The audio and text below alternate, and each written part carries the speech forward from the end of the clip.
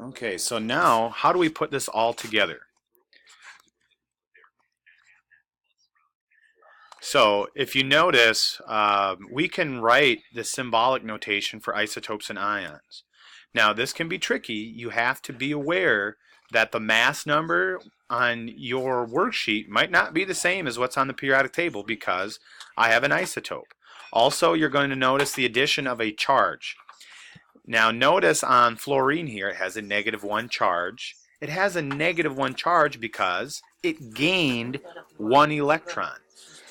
If it had a -2 charge, it would have gained 2 electrons. But if it was a +1 charge, it would have lost an electron. That charge depends on how many electrons are either gained or lost.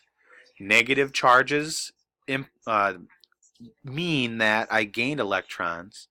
Positive charges mean I lost electrons.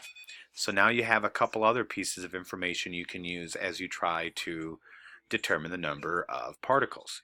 So using the shorthand form, how many protons, neutrons, and electrons do we have? Well, the atomic number states that I have 9 protons.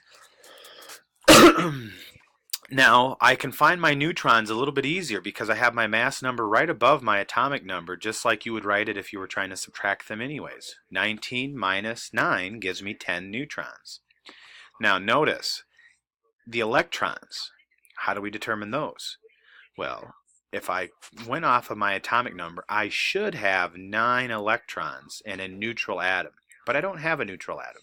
I have a -1 charge. So a -1 charge, again, means I've gained 1 electron. So if I should have 9, but I gained 1 more electron, I'm going to have 10 electrons.